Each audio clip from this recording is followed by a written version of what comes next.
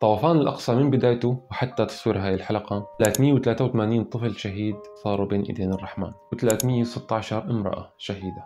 حصيلة الشهداء كانت في غزة 2330 والجرحى لا تحصى. الله يرحم الشهداء ونجتمع فيهم بدار الحق. بسبب حكومات عربية صرنا شعوب ضعيفة، مشتتين ومهجرين ولاجئين، وفي ناس كتير بدون مأوى. بسوريا الحرب ما زالت والدم بالأرض. فلسطين حرب الأمم عليها شغالة، للأسف الشعب الفلسطيني هو المتهم بالإرهاب. بلبنان الفساد والفصل العنصري والسرقات صارت أشهر ما فيها. اليمن وليبيا والعراق باتجاه تقسيم، والحروب ما زالت شغالة. بمصر إما فقر أعمى أو غنى فاحش. شعوب كاملة كان محسب لها ألف حساب، ضاعت وضعفت وصار همها لقمة أولادها وأمانهم. حلمنا صار بالهجرة لأي دولة أجنبية. طلعنا على تركيا وصرنا نتعامل بأبشع أشكال العنصرية. فكرنا بأوروبا بطريق إما الموت أو الوصول. سافرنا السويد، سمحوا بحرق القرآن قدام عيوننا بدون ما نقدر نعمل ولا شيء. بتذكر أنه علمونا ونحن صغار أنه إسرائيل محتلة غزة. لما كبرنا اكتشفنا أنه إسرائيل محتلة كل دول العالم إلا غزة. كنا بنسمع دايما أنه فلسطين نكبة العرب. كبرنا واكتشفنا أنه العرب نكبة فلسطين.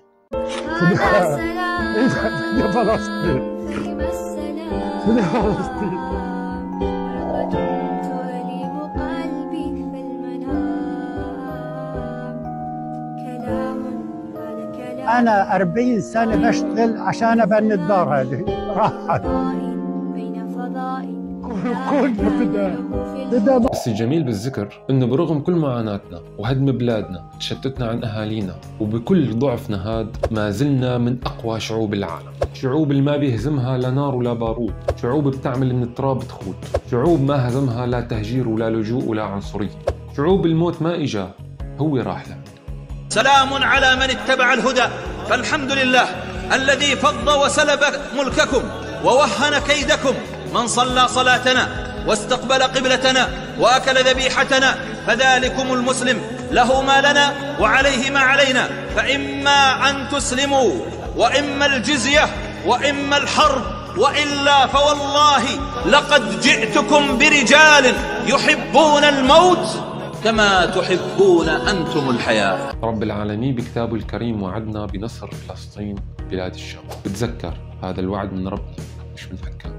في قصيدة صغيرة عجبتني بتقول: يا بني العرب إنما الضعف عار، يا وربي يسل الشعوب العربية، كم ضعيفا بكى فراحت لبكائه تقهقها المدفعية. لغة النار والحديد هي الفسحة، وحظ الضعيف منها المنية. أهي الحرب اشعلوها فرحماك ربي بالأمة العربية.